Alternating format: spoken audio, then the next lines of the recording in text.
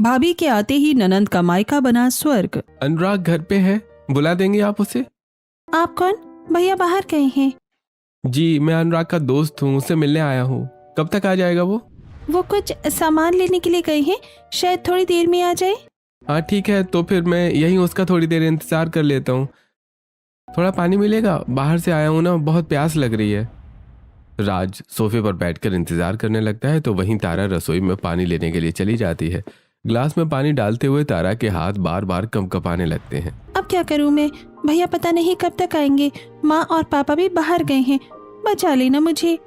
तारा डरते डरते राज के लिए पानी लेकर आती है और उसे पानी देकर घर की सफाई करने लगती है।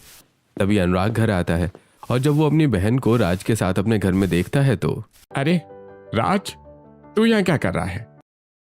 अरे बस तुझे यूं ही मिलने के लिए आया था, काफी दिन हो गए ना। अच्छा चल कहीं बाहर चलते हैं, घर पर क्या करेंगे? अनुराग अब राज को लेकर बाहर जाने लगता है तो वहीं जाते जाते अनुराग बड़ी बड़ी आंखें करके तारा को घूरता है, जिससे तारा काफी घबरा जाती है। और अब घर का काम खत्म कर तारा जब अपने कमरे में बैठी होती है तभी बाहर से अनुराग आता है और तारा के बाल खींचते हुए। तो क्या कर रही थी मेरे दोस्त के साथ? सच सच बता, शर्म नहीं आई तुझे? भैया मैंने कुछ भी नहीं किया, मैं तो बस घर की सफाई ही कर रही थी, तभी आपके दोस्त आ गए थे। अरे जब पता था कि माँ पापा बाहर गए हैं और मैं भी घर पर नहीं हूँ तो मना नहीं कर सकती थी?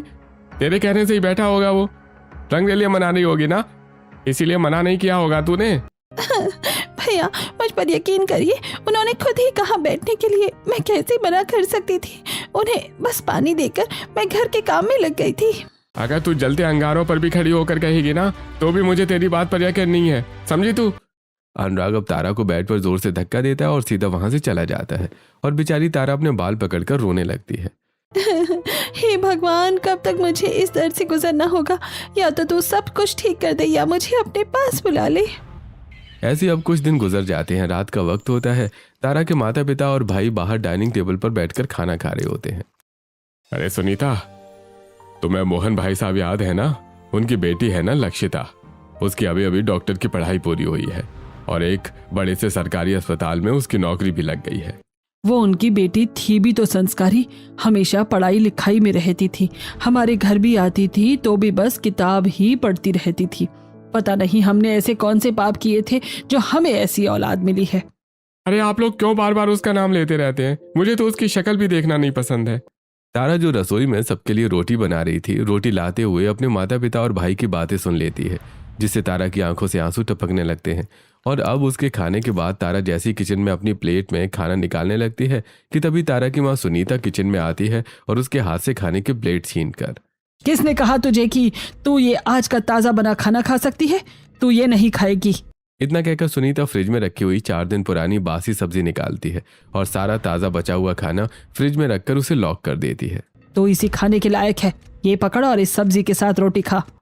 लेकिन माँ देखो ना, ये सब्जी कितनी बासी हो गई है और इसमें से तो स्मेल भी आ रही है, मैं इसे कैसे खाऊंगी? इसे खाकर मर जा, कम से कम हमें सुकून तो मिलेगा। और कितनी बार कहा है कि मुझे माँ मत कहा कर, तेरे मुंह से ये माँ शब्द मुझे काली जैसा सुनाई देता है। माँ आप लोग क्यों मेरे साथ ये सब कर रहे हैं? मुझे अब ये सब और बर्दाश्त नहीं होता। ये जो भी कुछ तेरे साथ हो रहा है ना, इन सब की वजह तू खुद है, समझी? तूने खुद ही अपनी जिंदगी खराब की है।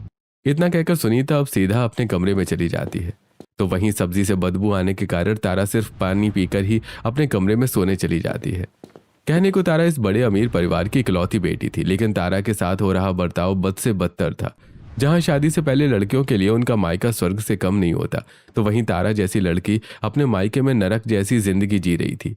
आखिरकार क्यों तारा के साथ ये सब हो रहा था, यही जानने के लिए आइए दोस्तों कहानी में आगे बढ़ते हैं। ऐसा लगता है कि बस पलके झपकाती हूँ और सुबह के 4 बज जाते हैं। सारा शरीर थकान के मारे दर्द कर रहा है, आंखों में नींद भरी पड़ी है, लेकिन उठकर काम तो करना ही पड़ेगा ना। तारा नींद से आंखें रगड़ते हुए उठती है और सुबह के 4 बजे से ही घर के सारे काम करना शुरू कर देती है। डस्टिंग, झाड़ू पोछा, आंगन की सफाई सब करके तारा सबके कपड़े गंदे धोकर उन्हें छत पर सुखा रही होती है। सुबह के तकरीबन 6:30 बजे होते हैं। आस पड़ोस की औरतें नींद से उठकर जैसे ही सुबह सुबह छत और बालकनी पर आकर तारा को काम करते देखती हैं तो देख रही हो मनोरमा, सुनीता के लड़के सुबह सुबह घर के काम करने शुरू कर देती है। पता नहीं ये बेचारी कितना काम करती है। वैसे तो उनके पास पैसों की कोई कमी नहीं है, लेकिन फिर भी सारा काम घर की लड़की से ही करवाते हैं। और नहीं तो क्या, जब देखो बस इनकी लड़की काम ही करती रहती है। कभी कभी तो लगता है कि जैसे ये उनकी सगी औलाद ही नहीं है। अपनी जवान लड़की से कोई इस तरह दिन रात काम करवाता है क्या? आस पड़ोस की औरतों को भी तारा की हालत पर तरस आता है, लेकिन उसके घर वालों को नहीं। ऐसे ही अब 1 से 2 दिन गुजर जाते हैं और आज पड़ोसन उर्मिला सुनीता से मिलने घर आती है। सुनीता, अब तो कुछ समय में तुम्हारी बहू भी आ जाएगी। तुम कहीं टीवी सीरियल वाली सास मत बन जाना। एक माँ की तरह ही अपनी बहू के साथ रहना, फिर देखना बहू भी बिल्कुल बेटी की तरह प्यारी लगेगी। अरे हाँ, पता है मुझे। तुम भी ना, तुम्हें क्या मैं इतनी बुरी सास दिखाई देती हूँ? सुनीता और उर्मिला अनुराग की शादी को लेकर बातें करने लगते हैं कि तभी किचन से तारा उनके लिए नाश्ता लेकर आती है। जैसे ही तारा नाश्ते के प्लेट टेबल पर रखती है कि तभी उर्मिला की नजर तारा के साइड से फटे सूट पर जाती है, जिसे देखकर। तारा बेटा, तुमने ये फटा सूट क्यों पहना है? और वैसे भी जब से तुम यहाँ आई हो, अक्सर मैंने तुम्हें इसी तरह के सारे सिंपल सूट में ही देखा है। तुम जीन्स टॉप वगैरह नहीं पहनती हो क्या? मेरी बेटी को तो इनके अलावा कुछ पसंद ही नहीं है। इसे इस तरह के कपड़े पहनना अच्छा नहीं लगता है ना, तो ये नहीं पहनती। और ये सूट तो अभी कील में लगकर फटा था। जाओ तारा बेटा, सूट बदल लो।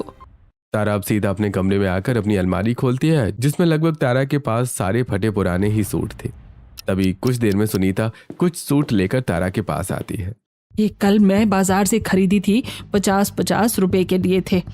इन्हें ही पहनना अब से। तेरे फटे कपड़ों की वजह से कहीं सारे मोहल्ले में बेइज्जती ना हो जाए।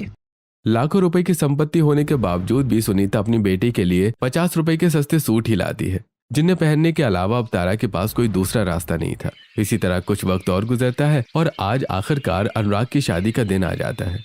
बारात निकलने को होती है और बेचारी तारा बस घर के कामों में लगी होती है। थोड़ी देर में हम बारात लेकर निकल जाएंगे। अगर कोई पूछे तो कह देना कि हमारे यहाँ बेटियां भाई की बारात में नहीं जाती, समझी? और हमारे आने तक बहू के गृह प्रवेश और बाकी चीजों की अच्छे से तैयारी कर लेना। हर बहन की तरह तारा की भी चाहत होती है कि वो अपने भाई की शादी में जाए, लेकिन तारा की चाहत बस उसकी चाहत ही बनकर रह जाती है। जहाँ दूसरी तरफ बारात डेकोरेशन वेन्यू पर पहुंचती है तो वहीं। अरे सुनीता बहन, कब से देख रही हूँ, आपकी बेटी नहीं दिखी अभी तक मुझे। अरे हमारे यहाँ घर की बेटियां भाइयों की शादी में नहीं जाती, इससे भाइयों के ग्रह भारी होते हैं। अरे ये तो सब पुराने जमाने की बात है ना, ऐसा कुछ नहीं होता। पर भाई की शादी में बहन के आने से कैसा कुछ बुरा हो सकता है? अब ये तो बस मानने वालों की बात है। हमारे कुछ रीति रिवाज हैं और हम उन्हें हमेशा निभाते हैं। सुनीता की ऐसी बातें ममता को काफी अजीब लगती हैं, जिसके बाद अब थोड़ी देर में शादी की रस्में शुरू हो जाती हैं और अनुराग की शादी एक पढ़ी लिखी और मॉडर्न लड़की से हो जाती है। शादी के बाद अब बहू घर आती है, जहां सुनीता बड़े धूमधाम से उसका गृह प्रवेश करती है। थोड़ी देर में शादी के बाद की छोटी मोटी रस्में शुरू हो जाती हैं, जहां सभी मेहमान और पड़ोसी नई बहू के आसपास बैठकर हंसी मजाक और बातें कर रहे होते हैं, तो वहीं घर की बेटी नौकरानी की तरह घर के कामों में लगी होती है। मुझे लगा था तारा शादी में नहीं आई है तो घर पर तो अच्छे से तैयार होकर तैयारी कर रही होगी, लेकिन ये तो किसी मीट की तरह बनी हुई है। अरे तारा बेटा, आप काम ही करती रहेगी, अपनी भाभी के साथ अपना फोटो भी खिंचवाएगी। और फोटो वाला भैया, दोनों ननद भाभी की बढ़िया सी फोटो खींचना। अरे फोटो के लिए तो पूरी जिंदगी बाकी है, अभी से काम करने दो। तारा, बाहर कुछ और मेहमान बैठे हैं, उनके लिए जूस ले जाओ। सुनीता अपनी बेटी को 1 मिनट के लिए भी अपनी बहू के आसपास नहीं आने देती। इसी तरह 1 से 2 दिन गुजर जाते हैं। सुबह का वक्त होता है, तारा नाश्ते की तैयारी कर रही होती है कि तभी किचन में यामिनी आती है। अरे तारा, तुमने मुझे बुलाया क्यों नहीं? मैं कब से फ्री बैठी थी।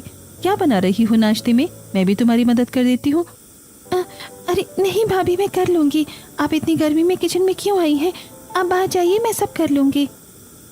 अरे तो क्या सिर्फ मेरे लिए ही गर्मी है, तुम्हारे लिए नहीं है? दिखाओ, पराठे मैं बना देती हूँ, तुम चाय बना लो। यामिनी जबरदस्ती तारा की किचन में मदद करने लगती है, जिससे तारा मन ही मन काफी ज्यादा डर रही होती है कि तभी सुनीता रसोई में आती है और जब वो यामिनी को किचन में मदद करते देखती है तो। यामिनी बहू, ये क्या कर रही हो? तारा, अभी तेरी भाभी को आए हुए 1 हफ्ता भर भी नहीं हुआ और तू उससे काम करवाने लग गई। मैंने भाभी को नहीं बोला था, अब भाभी से पूछ लो। मैं तो भाभी को मना कर रही थी। मम्मी जी, इसने तो मुझे मना ही किया था, लेकिन मैंने ज़बरदस्ती की। और क्या हुआ अगर मैंने तारा की थोड़ी सी हेल्प कर दी तो? इस काम के लिए तारा है ना, कल को इसकी शादी होगी तो सारे काम आने चाहिए इसे।